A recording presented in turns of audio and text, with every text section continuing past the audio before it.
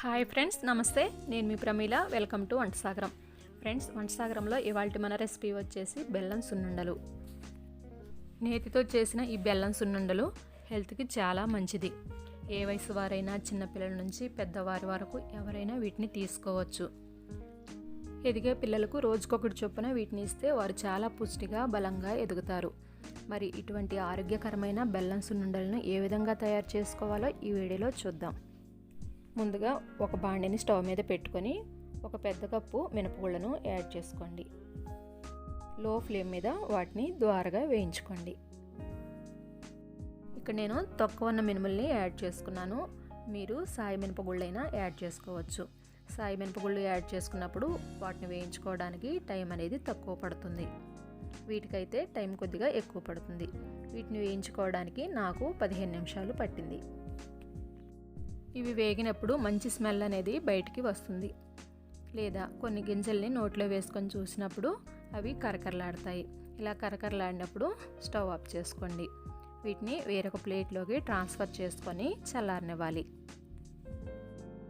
ఇవి చల్లారిన తర్వాత పెద్ద మిక్సీ జార్లోకి యాడ్ చేసుకొని మెత్తగా బ్లెండ్ చేసుకోండి.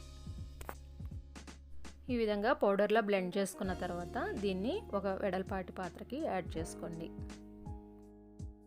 తర్వాత బెల్లాన్ని ఈ విధంగా తురుముకొని దానిలో యాడ్ చేసుకొని బాగా కలుపుకోవాలి. ఒక కప్పు మినపగుళ్ళకు ఒక కప్పు బెల్లాన్ని యాడ్ చేసుకోండి. స్వీట్ తక్కువగా కావాలనుకునేవారు కొంచెం తగ్గించి తీసుకున్నా పర్లేదు. బెల్లాన్ని ముందే మిక్సీ జార్లో వేసుకుంటే అది ఒకే చోట గడ్డకట్టినట్టుగా చుట్టుకుపోతుంది. అందుకని ముందుగా ఈ విధంగా పౌడర్లో యాడ్ చేసుకొని బాగా మిక్స్ చేసుకోండి. తర్వాత దీన్ని మరలా మిక్సీ జార్కి యాడ్ చేసుకొని 2-3 సార్లు బ్లెండ్ చేసుకోండి. మిక్సీ పట్టుకున్న తర్వాత మరలా ఈ పాత్రకి యాడ్ చేసుకోండి. ఇప్పుడు పావు కప్పు నెయ్యిని కాచి ప్రక్కన పెట్టుకోండి. నెయ్యి వేడిగా ఉన్నప్పుడే కొద్ది కొద్దిగా యాడ్ చేసుకుంటూ దీన్ని ఉండలుగా చుట్టుకోవాలి. నెయ్యి మరీ వేడిగా ఉండకపోయినా పర్లేదు, గోరువెచ్చగా ఉంటే సరిపోతుంది. నెయ్యిని మొత్తం ఒకేసారి యాడ్ చేసుకుంటే చల్లారిపోయి పొడి పొడిగా తయారైపోతుంది.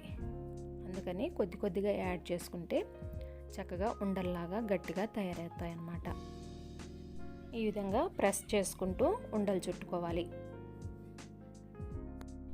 ఇక్కడ నేను చుట్టిన మొదటి సున్నుండ రెడీ అయిపోయింది. ఇప్పుడు దీన్ని ఒక ప్లేట్లోకి ట్రాన్స్ఫర్ చేసుకుందాం.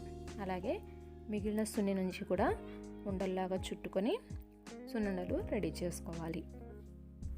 అంతేనండి, ఎంతో రుచికరమైన బెల్లం సున్నుండలు రెడీ.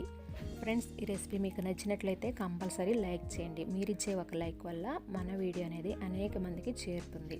అలాగే మీ ఫ్రెండ్స్ కూడా షేర్ చేయండి.